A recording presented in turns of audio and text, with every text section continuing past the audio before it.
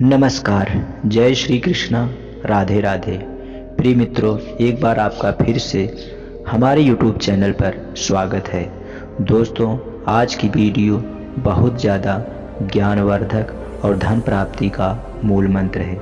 आज की इस वीडियो में हम बात करेंगे आखिरकार औरत का वह कौन सा अंग बेशर्म होकर दबाने या चूसने से अचानक अपार धन की प्राप्ति होती है। लोग औरत का कौन सा अंग दबा और चूस कर अमीर बन जाते हैं। जो भी मनुष्य औरत का यह अंग दबाना या चूसता है, उसके घर में सदा माँ लक्ष्मी का वास रहता है और माँ लक्ष्मी की कृपा सदैव जो है बनी रहती है। तो दोस्तों, आज की इस वीडियो में हम बताएंगे औरत का वह कौन सा अंग है जिसे हर पुरुष को दबाना या चूसना चाहिए। नमस्कार दोस्तों, आप सभी का स्वागत है आज की इस बेहद ही ज्ञानवर्धक जानकारी भरी वीडियो में। दोस्तों, आपको पता चल ही गया होगा कि आज की वीडियो में हम क्या सिखाने जा रहे हैं। दोस्तों, चैनल को सब्सक्राइब करें और हर हर महादेव लिखना ना भूलें। साथ ही वीडियो को लाइक करें और सब्सक्राइब। जो भी हमारे वीडियो को सबसे पहले लाइक और सब्सक्राइब करेगा, माँ लक्ष्मी उसकी कृपा, उस पर कृपा जो है बनाए रखें। दोस्तों, ये गांव में शिव नाम का एक व्यक्ति रहता था। वह अपनी पत्नी से बहुत ज़्यादा परेशान था, क्योंकि उसकी पत्नी बात बात पर हमेशा उससे ताना मारा करती थी। तुम्हारे पास है ही क्या, घर में खाने तक का कुछ नहीं है।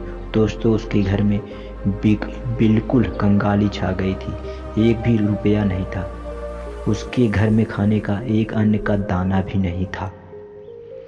वह अपने पत्नी की ताना से बहुत परेशान हो गया था। उसे समझ नहीं आ रहा था मैं क्या करूं। एक दिन की बात है, शिव अपने घर से एक सुनसान रास्ते पर निकल गया। वह उस सुनसान रास्ते पर चल ही रहा था कि उसे एक साधु तपस्या करते हुए दिखाई दिए। वह उनके पास जाकर बैठ गया। जब साधु अपना ध्यान खत्म किए तो शिव उनके सामने रोने लगा। साधु ने शिव से कहा, पुत्र, तुम क्यों दिक्कत में हो? तुम्हें क्यों रो रहे हो? आखिर तुम्हें क्या परेशानी है? तब शिव ने साधु महाराज से कहा, महाराज, मेरी एक पत्नी है जो कि मुझे रोजाना ताना मारती है। मैं गरीब हूँ तो क्या करूँ? कितना भी कुछ कर लूँ लेकिन धन कमा ही नहीं पाता हूँ। अभी तक एक छोटा सा धंधा था, वह भी अपनी पत्नी की क्लेश की वजह से चौपट हो गया। वह दिन रात मुझसे झगड़ा करती है और दाने दाने के लिए हम लोग परेशान हो गए। हमारे घर में खाने के लिए कुछ भी नहीं है, इसके अलावा पहनने के लिए वस्त्र भी नहीं है। लेकिन मैं अपनी पत्नी को समझाता हूँ कि वह मुझसे ताने ना मारे, झगड़े ना करे, लेकिन वह बिल्कुल भी नहीं मानती है। साधु जी, इसी वजह से मैं बहुत ज़्यादा परेशान हूँ। इसी वजह से मैं घर छोड़कर यहाँ आया हूँ। साधु जी कहते हैं, रो मत बेटा, मैं तुम्हें यह बताने जा रहा हूँ। तुम्हें औरत का सिर्फ यह अंग बेशर्म होकर दबाना या चूस लेना है। अचानक तुम्हारे घर पर धन की प्राप्ति हो जाएगी। तुम देखते ही देखते अमीर बन जाओगे। साधु जी कहते हैं, जो भी पुरुष औरत का यह अंग दबाता या चूसता है, उसके घर में कभी भी धन की कमी नहीं रहती है और ना ही उसके घर में लड़ाई होती है। जो भी व्यापार करता है उसमें हमेशा तरक्की होती है। साधु जी ने कहा, अब मैं तुमको औरत का वह अंग बताने जा रहा हूँ। इसे ध्यान से सुनना, अपने जीवन में इस पर जोर करना। तब शिव साधु जी महाराज की बातें बहुत गौर से सुनता है और कहता है, जितना जल्दी हो सके मुझे यह बता दो। दोस्तों, तभी साधु जी महाराज उस आदमी को एक कहानी सुनाते हैं। और एक नगर में एक किसान रहता था। उसके पास बहुत सारे खेत थे जिस पर वह दिन रात मेहनत करता था। उस घर में किसान और उसकी पत्नी रहते थे। उस किसान उसकी पत्नी ने आपस में बहुत ज़्यादा प्रेम था। उसके घर में किसी भी प्रकार की लड़ाई झगड़ा क्लेश नहीं होता था। इसी वजह से उसके घर में सदैव माँ लक्ष्मी का वास रहता था और उसके खेतों में इतनी ज़्यादा पैदावार होती थी कि वह दिन प्रतिदिन और अमीर होता जा रहा था। उस किसान उसकी पत्नी ने इतना प्रेम था कि आसपास के लोग उन्हें देखकर जल जाया करते थे। धीरे धीरे उसके पूरे गांव के लोग जान गए कि किसान उसकी पत्नी में बहुत ज़्यादा प्रेम है। धीरे धीरे यह बात उस नगर के राजा तक पहुंच गया। दोस्तों, किसान और उसकी पत्नी की बात जब राजा के पास पहुंचती है तो राजा भी उसके प्रेम की काफ़ी ज़्यादा तारीफ करते हैं और वह सभी से बताते हैं कि हमारे नगर में एक किसान और उसकी पत्नी रहते हैं जिनमें कभी भी लड़ाई झगड़ा नहीं होते हैं। तो उन दोनों में आपस में इतना प्रेम है कि मैंने ऐसा अपनी ज़िंदगी में कभी भी नहीं देखा। एक बार की बात है, राजा पूरे नगर में ढिढोरा पिटवा देते हैं कि इस नगर में जितने भी लोग हैं वे सभी अपने घर में घी का दिया जलाएं। राजा की पत्नी पूछती है कि आप ये ऐसा क्यों कर रहे हैं, सबके घर में घी का दिया क्यों जलवा रहे हैं। राजा अपनी पत्नी की बात सुनकर कहते हैं, दीपक प्रेम की निशानी होता है। जिसके घर में घी का दीपक जलता है उसके घर में सदैव प्रेम बना रहता है। और मैं चाहता हूँ कि जो प्रेम किसान उसकी पत्नी के घर में है वह हमारे पूरे नगर में रहे, पति और पत्नी के बीच। इसलिए मैं हर घर में दीपक जलाना चाहता हूँ। दोस्तों, राजा के सैनिक जाते हैं और हर नगर में ढूढ़ी पीट देते हैं कि कहते हैं कि सभी के घर में रात भर घी का दीपक जलाना चाहिए। तो दोस्तों, राजा की बात मानकर सभी नगरवासी अपने घर में दीपक जला लेते हैं। लेकिन जैसे ही आधी रात होती है सभी के घर के दीपक बुझ जाते हैं, लेकिन किसान के घर का दीपक वैसे ही जलता रहता है। तो दोस्तों, दीपक हमेशा किसान की पत्नी जलाती थी, लेकिन वह जो किसान की बात नहीं मानती थी। वह हमेशा अपनी मनमानी करती थी, उसका जो भी मन करता था वो वही काम करती थी। लेकिन किसान को इस बात से कोई भी दिक्कत नहीं होती थी, क्योंकि किसान बहुत समझदार था। किसान सोचता था, यदि मैं अपनी पत्नी को रोक टोक करूँगा तो घर में बेवजह ही लड़ाई झगड़ा होंगे। इसी वजह से कई चीज़ें किसान अपनी पत्नी की बातों को अनदेखा किया करता था, उसके घर में प्रेम बना रहे। राजा अपने महल में छोड़कर पूरे नगर का नज़ारा देख रहे थे। उन्होंने देखा कि सारे नगर में किसी के घर में दीपक नहीं जल रहा था, लेकिन किसान के घर में दीपक जल रहा है। तब राजा अपनी रानी से बोलता है कि देखो, किसान उसकी पत्नी के घर में दीपक जल रहा है, लेकिन पूरे नगर में कहीं भी दीपक नहीं जल रहा है। इसी से पता चलता है किसान उसकी पत्नी में कितना प्रेम है। तब राजा की पत्नी राजा से बोलती है कि जो किसान और उसकी पत्नी में प्रेम है वो किसान की पत्नी की वजह से है, इसी वजह से उसके घर में इतना ज़्यादा प्रेम है। तो दोस्तों, जब राजा रानी की बात सुनता है तो कहता है, नहीं, तुम्हारा सोचना गलत है। जो प्रेम किसान के घर में है वह उसकी पत्नी की वजह से नहीं है, बल्कि वह किसान की वजह से।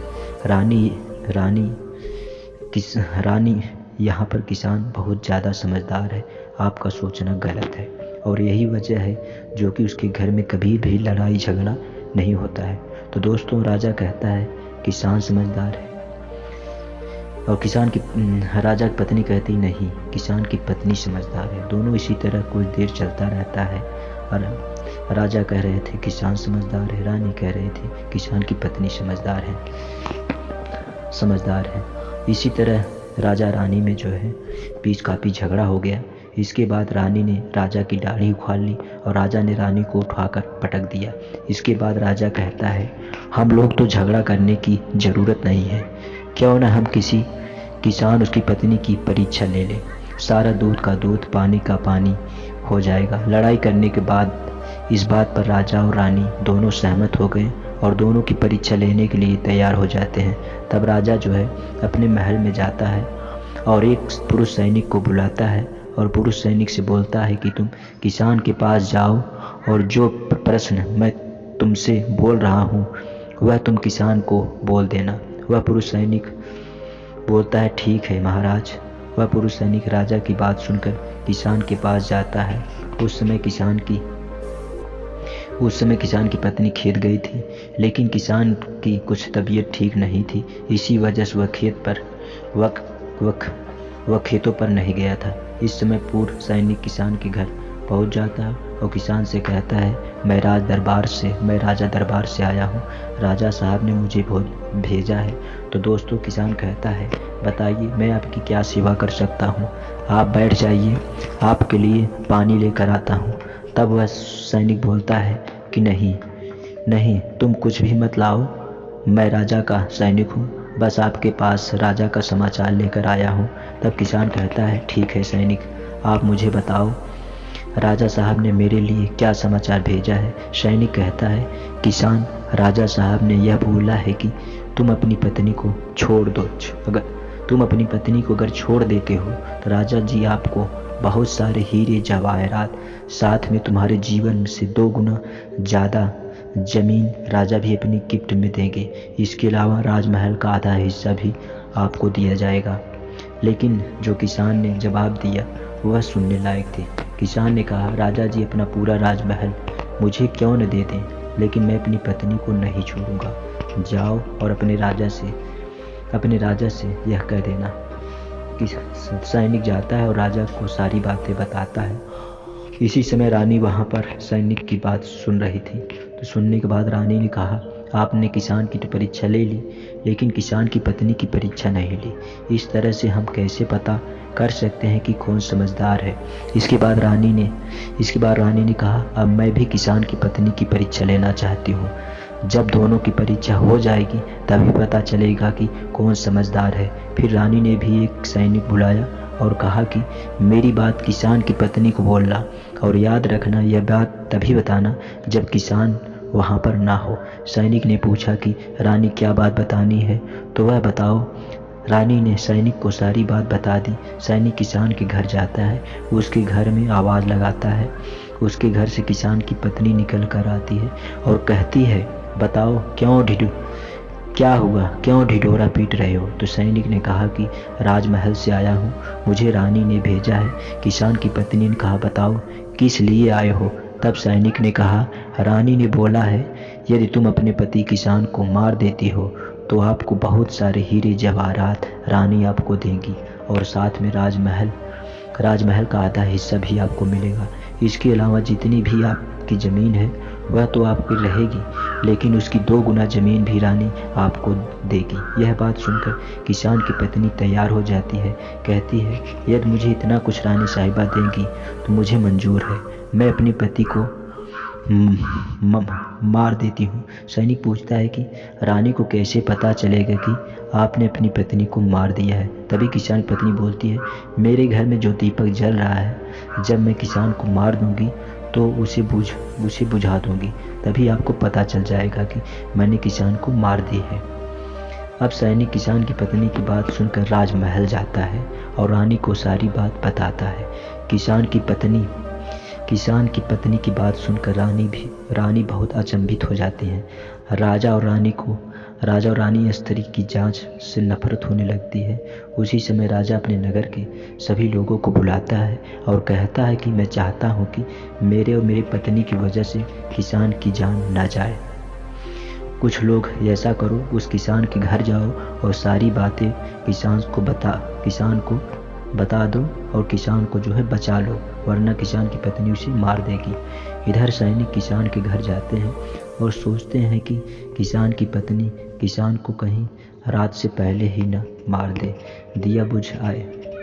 इससे पहले हम किसान के घर पर पहुंच जाते हैं और किसान को बचा लेते हैं। दोस्तों जैसे ही राजा के सैनिक किसान के घर पहुंचते हैं तो देखते हैं कि किसान तो मरा पड़ा हुआ है। तो सैनिक किसान की पत्नी से पूछते हैं कि तुमने तो किसान को रात में मारने के लिए बोला था, लेकिन आपने अभी किसान को क्यों मार दिया। तब वह किसान की पत्नी बोलती है किसान को तो मुझे मारना ही था, रात में तो मुझे सिर्फ दिया ही बुझाना था, इसलिए किसान को तो मैंने दिन में ही मार दिया। सभी सैनिक तुरंत ही किसान के घर से दौड़े जाते हैं और राजा रानी को सारी बात बताते हैं। राजा और रानी क्रोध से आग बबूला हो जाते हैं। इसके बाद राजा और रानी किसान की पत्नी को बंदी बनाकर लाने के लिए अपने सैनिक से कहते हैं। सैनिक जाते हैं, किसान की पत्नी को बंदी बना कर ले आते हैं। राजा किसान की पत्नी से पूछता है ऐसा तुमने क्यों किया, तुम लालची औरत तो हो, तुम्हें पैसों से प्यार है, तभी किसान की पत्नी ने जवाब दिया और बताया कि मुझे तो किसान को पहले ही मारना था, वह तो मैं कोई बहाना ढूंढ रही थी, क्योंकि किसान की आदत बहुत खराब थी, वह मेरे साथ बहुत खराब व्यवहार किया करता था। तो राजा ने कहा, ऐसा क्या करता था किसान? तो किसान की पत्नी ने जवाब दिया, वह मेरे नाक का ऊपरी हिस्सा अपनी उंगली से हमेशा दबाया करते थे। इसके अलावा किसान एक काम और मेरे साथ करता था, वह किसान मेरे कान का पिछला हिस्सा अक्सर अपनी जीभ से स्पर्श किया करता था। राजा ने पूछा, यह बताओ, जब आप लोग गरीब थे तो क्या यह किसान आपके साथ काम करता था? तो किसान की पत्नी बोलती है, नहीं महाराज, तब यह ऐसा नहीं करता था। तब राजा ने कहा, मैं समझ गया कि किसान ऐसा क्यों करता था। उसी समय साधु जी ने शिव से पूछा, तुम्हें कुछ समझ में आया? औरत का वह कौन सा अंग दबाने या चूसने से लोगों को अचानक धन की प्राप्ति होती है? तो शिव ने कहा, साधु जी, मुझे अभी तक समझ में नहीं आया। तभी साधु जी कहते हैं, अगर अभी समझ में नहीं आया तो मैं फिर से आपको बताता हूँ। किसान अपनी पत्नी के साथ पहला काम करता था, वह उसकी नाक के ऊपरी हिस्से को अपनी उंगली से दबाता था। जिसे भी मनुष्य के घर में पैसों की किल्लत है, उसे अपनी उंगली से औरत के नाक के ऊपरी हिस्से को जरूर दबाना चाहिए। दोस्तों, औरत के नाक के ऊपरी हिस्से को बहुत शुभ माना जाता है। इसी वजह से जो यह काम करता है वह हमेशा धनवान पुरुष बन जाता है। दूसरा काम, जो भी पुरुष औरत के कान का पिछला हिस्सा अपने जीभ से स्पर्श करता है, उसकी किस्मत के द्वार खुल जाते हैं, उसे अचानक धन की प्राप्ति होती है। यह ऐसा इसलिए होता है क्योंकि औरत के कान के पिछले हिस्से में माता लक्ष्मी का वास होता है। जब आप ऐसा करते हैं तो माता लक्ष्मी आपसे प्रसन्न हो जाती हैं और आपको अपार धन देती हैं। और आपने एक बात तो जरूर सुनी होगी, औरत माता लक्ष्मी का रूप मानी जाती है। इसी वजह से इस संसार में जो भी मनुष्य यह दो पवित्र काम करता है, उसका घर धन से भर जाता है, जो कि इस कहानी में किसान भी अपनी पत्नी के साथ करता था। लेकिन आप जब भी ऐसा काम करें तब आप अपनी पत्नी को पूरी बात बता देनी चाहिए, अन्यथा आपके जीवन में इसी तरह अनर्थ भी हो सकता है। दोस्तों, आज का ज्ञानवर्धक वीडियो कैसा लगा कमेंट करके ज़रूर बताएं, और कमेंट में जय श्री कृष्णा, हर हर महादेव, जय श्री राम लिखना ना भूलें। और हमारे चैनल को सब्सक्राइब ज़रूर करें और ज़्यादा से ज़्यादा शेयर करें।